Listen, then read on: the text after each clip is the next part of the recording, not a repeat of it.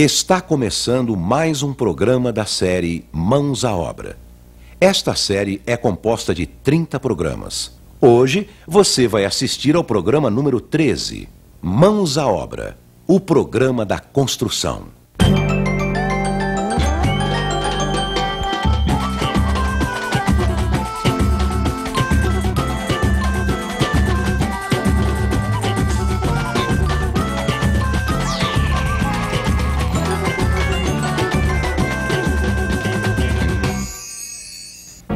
No programa anterior, vimos como fazer vigas e lajes, como fazer as vigas sobre paredes, como fazer as vigas sobre vãos, como preparar as lajes, os cuidados na hora de concretar as lajes. Mãos à obra, programa 13, instalações elétricas.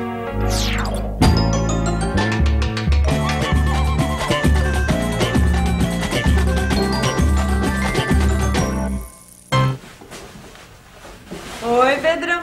Que isso? Você comprou? Que nada, ganhei na rifa do Mané Cobrador. Primeiro prêmio. Parabéns, hein? Vai ser ótimo ter um micro-ondas aqui em casa, viu? Vai me ajudar muito. Onde é que nós vamos colocar? Esse que é o problema aí, né? Ele precisa de uma tomada só pra ele, meu amor. Eu acho que não tem tomada sobrando aqui na cozinha, não. Quando a gente fez o projeto da parte elétrica da casa, a gente não pensou nisso. Mas também a gente não sabia que ia ganhar um micro-ondas, né? Na rifa do Mané Cobrador.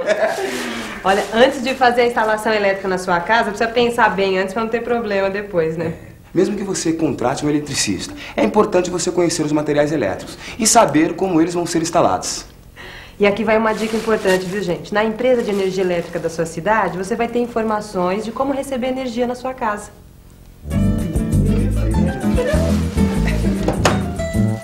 Você vai saber como colocar o poste de entrada e o eletroduto. E como deve ser a caixa de entrada, onde serão instalados o medidor e a chave geral. Depois, com a obra mais adiantada, vai chegar a hora de preparar os pontos de energia elétrica.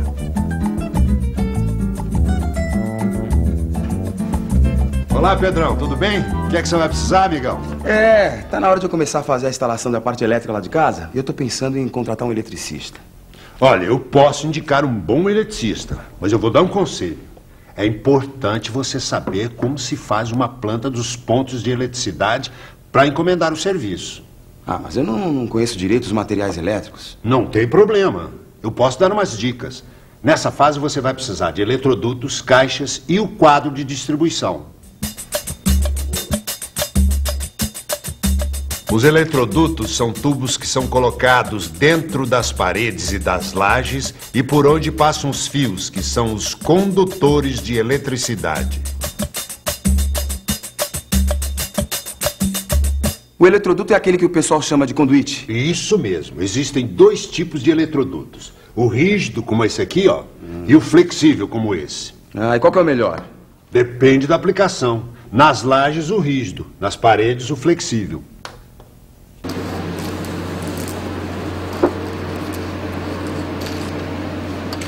Ele é mais prático. É fornecido em rolos. Você pode cortar no tamanho que quiser sem precisar emendar. E tem mais. Por ser flexível, tem a vantagem de poder fazer curvas na parede. Agora, tem que tomar cuidado, porque nas lajes o flexível pode ser danificado durante a concretagem.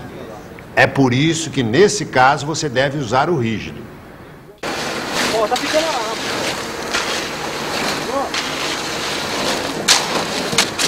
E não tem perigo de pegar fogo? Não, eles são feitos de PVC, que é um material anti-chama. E as caixas? Nas caixas é que vão ser instalados os interruptores, as tomadas e os pontos de luz. As caixas são interligadas pelos eletrodutos. Existem 3 tipos de caixas. A retangular, que mede 10 por 5 centímetros e que também é chamada de 4 por 2 por causa das medidas em polegadas. A quadrada, que mede 10 por 10 centímetros e é conhecida como de 4 por 4. E a octogonal, ela tem 10 centímetros. Agora, quando é que eu uso uma e quando é que eu uso a outra? As caixas octogonais são usadas para as lâmpadas.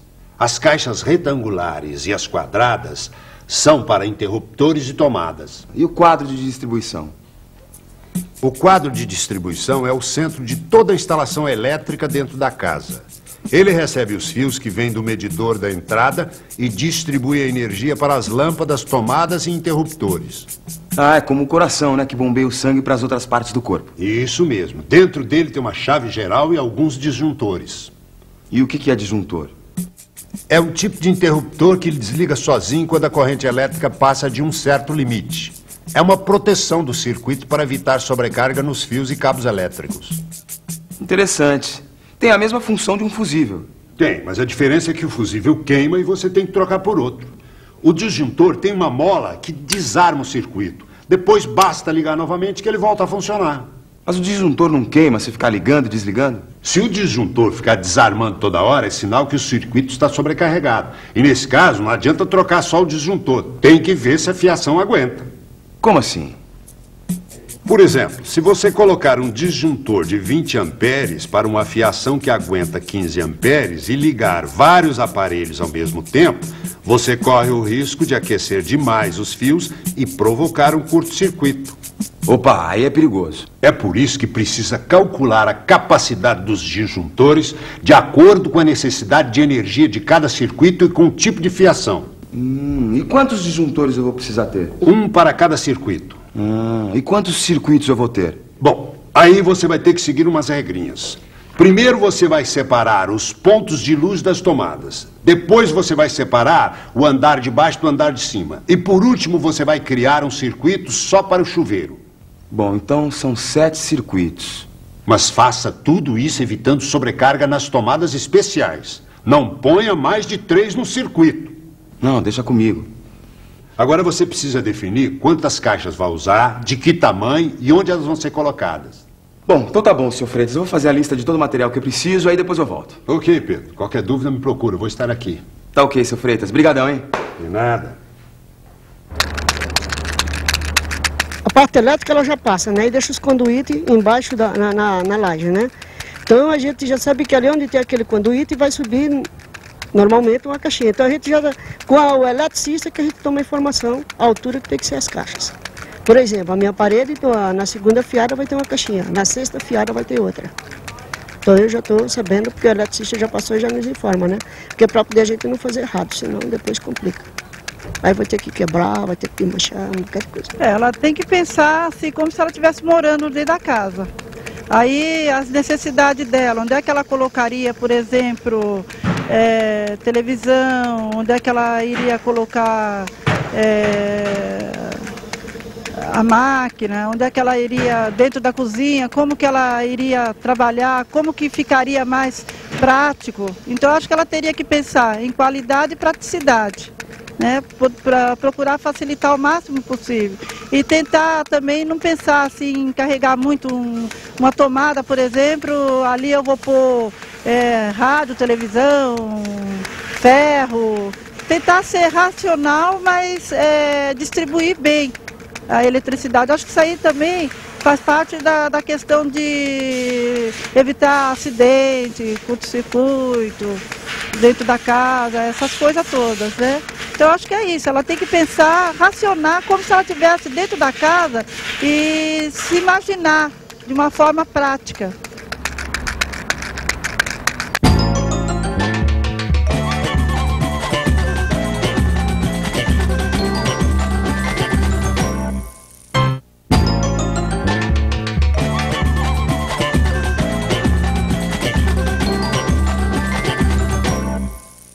Depois das dicas do Sr. Freitas, eu aprendi como é importante você fazer uma planta dos pontos de eletricidade. Pontos de eletricidade são todos os locais da casa onde você vai instalar uma lâmpada, um interruptor, uma tomada. Ah, isso inclui também o quadro de distribuição. Que deve ser colocado num lugar discreto para não aparecer demais.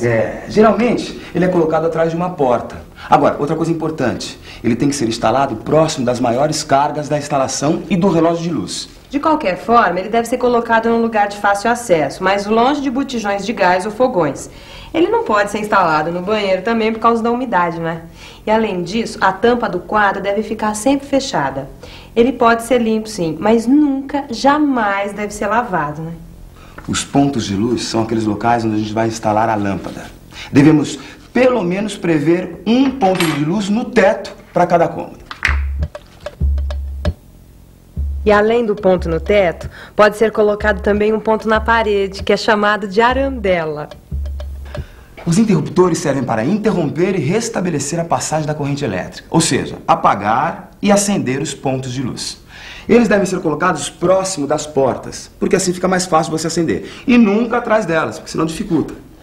Devem ser previstos 2 tipos de tomadas, as de uso especial e as de uso geral. As tomadas de uso geral são aquelas que a gente ainda não tem o uso definido e servem para ligar TV, videocassete, aparelho de som, abajur. As tomadas especiais são aquelas que a gente vai ligar a aparelhos que têm uma voltagem diferente ou um consumo elevado, como geladeira, máquina de lavar, chuveiro elétrico, micro-ondas. Foi por isso que o seu Freitas ensinou pra gente uma regra básica para saber quantas tomadas devem ser instaladas em cada cômodo. A proporção ideal é uma tomada para cada 5 metros. E você calcula isso da seguinte forma. Você soma o comprimento de todas as paredes do cômodo. Por exemplo, se você tiver um quarto de 3 metros por 3,5 metros, o contorno é de 3 mais 3 mais 3,5 mais 3,5, que é igual a 13 metros. Aí você divide esse valor por 5. Então, 13 metros dividido por 5 é igual a 2,6. Esse número você arredonda para cima e vai dar 3 tomadas para esse cômodo. Mas atenção! No caso da cozinha, que é necessário ter mais tomadas, essa proporção deve ser menor. Uma tomada a cada 3,5 metros. Então, se você tiver uma cozinha com os mesmos 13 metros de contorno, você vai dividir por 3,5, ou seja, 13 metros dividido por 3,5 é igual a 3,7. Então, você deve colocar 4 tomadas. No caso do banheiro, não se esqueça de colocar uma tomada junto ao lavatório, mas tome cuidado para que essa tomada e o interruptor fiquem a mais de 60 centímetros do box. Outra coisa importante é você adotar um padrão de altura na colocação dos diversos pontos de eletricidade. Isso vai facilitar a sua obra, porque você coloca os pontos todos na mesma fiada de blocos. Ai, depois fica tão bonito depois de pronto. Mas para isso existe uma tabela, e essa tabela é a seguinte. As tomadas baixas, de uso geral, devem ser colocadas a 30 centímetros do piso. As tomadas médias, como as do lavatório, do banheiro, da geladeira, do liquidificador, da máquina de lavar, do freezer, da campainha da rua, do micro-ondas, devem ser colocadas a 130 centímetros do piso. As tomadas altas, no caso do chuveiro elétrico, devem ser colocadas no mínimo a 225 centímetros do piso. Os interruptores devem ser colocados a 130 centímetros do piso. E as arandelas devem ser colocadas a 190 centímetros do piso.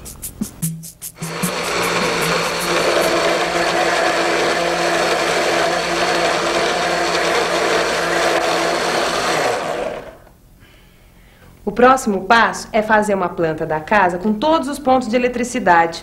Essa etapa é necessária, mesmo que você contrate um eletricista.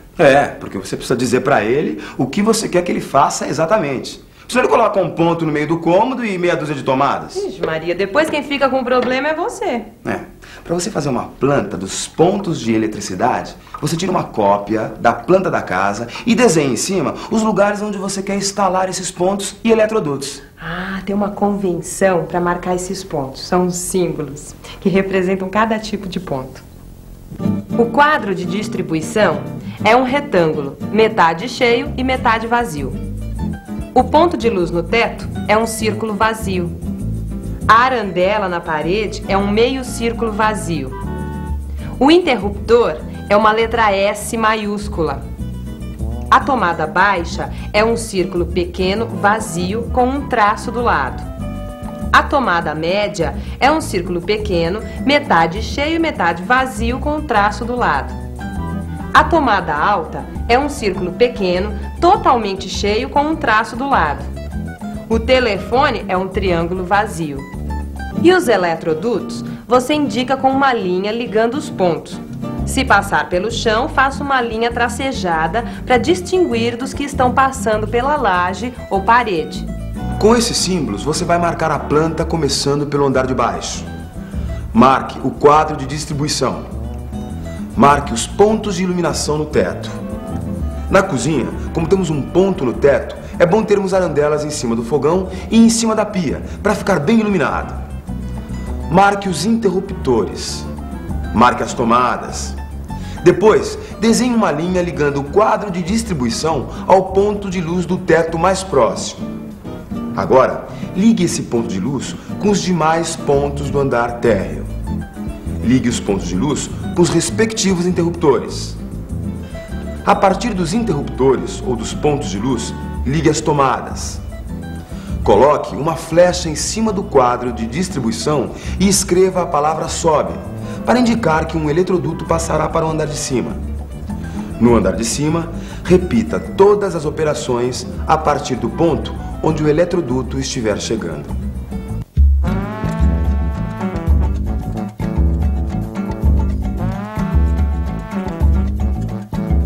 Com a planta pronta, você pode colocar as caixas. As caixas devem ficar bem presas, tanto nos blocos como na laje. Use um pouco de argamassa de cimento e areia 1:4. Os eletrodutos rígidos devem ser presos nas caixas por buchas e arruelas.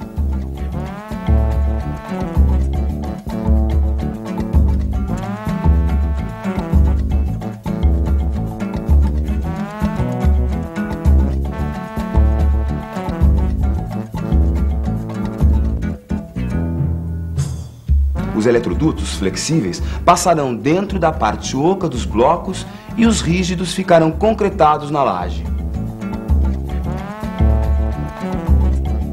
O diâmetro dos eletrodutos depende do número de fios que vão passar dentro deles. É recomendável usar eletrodutos de no mínimo 3/4 se for rígido e 25 milímetros se for flexível. Nunca passe mais do que 6 fios dentro deles. Você tem que fazer também um eletroduto separado só para os fios do chuveiro e outro para o fio do telefone e o cabo da antena da televisão. E aqui tem alguns detalhes importantes. O eletroduto que sai da caixa deve ter uma ponta sobrando acima da laje para continuar a instalação no andar de cima. Tampe com papel ou estopa a ponta dos eletrodutos e as caixas para evitar que entre água, sujeira ou concreto durante a obra, o que pode estragar as caixas ou entupir os eletrodutos. Bom, seguindo essas etapas, passo a passo, você está preparado para fazer os pontos elétricos da sua obra. E assim evitar erros e esquecimentos. A gente não tem tomada para o micro-ondas, mas a gente tem para o liquidificador. E eu vou me refrescar com esse suco, meu amor, porque eu vou lá no seu Freitas comprar todos os materiais para fazer a instalação dessa tomada. Muito bem, Pedrão. Eu vou com você. No próximo programa, a gente vai falar sobre a construção das paredes do piso superior. Fique à vontade. Afinal, a casa é sua, não é, amor? Se eu fosse construir um sobrado, eu faria uma estrutura bem forte embaixo e pensando assim em termos de qualidade, mas uma estrutura mais leve em cima. Reforcei a casa embaixo, muito reforçado. Aí, primeiramente, eu fiz minha escada e subi para cima. Deixei tudo certinho para poder construir em cima. As paredes você tem que levantar o mesmo padrão que foi feito de baixo. Tem que acompanhar o aprumamento de baixo. E vai até em cima. Padrão, né? Olha, a prioridade minha é minha família, certo? Eu acho que não só minha, mas de todos, né? Temos lá para... Mesmo que amanhã chegue um momento que a gente vai ter que ir mesmo, então a família já tem um amparo, né? Certo? O meu objetivo é esse, né? Porque, veja bem, às vezes você tem oportunidade na vida, você deixa passar. Vai deixando passar, então chega um momento que você fala, vou ter que agarrar essa, porque se eu soltar essa, nunca mais. Eu vou para debaixo da ponte, né? Então é uma coisa que eu vou te falar. Cada tijolo desse aqui que nós estamos levantando é com amor, entendeu? Tem que ser com muito carinho, não é falar assim, não, vou levantar aí de qualquer jeito, não. Tem que ser com muita paciência mesmo. Um amor mesmo, como se fosse do pai para filho. Porque aqui vai ficar a nossa família, né? No programa de hoje, vimos como fazer a instalação dos pontos de eletricidade. Quais são os tipos de materiais elétricos? Como calcular a quantidade de material necessária? Como fazer a planta dos pontos de eletricidade? Os cuidados na hora de fazer a instalação. Qualquer construção ou reforma exige a participação de um profissional habilitado responsável pelo projeto e pela execução da obra. Procure a Prefeitura ou o CREA para obter mais informações a respeito.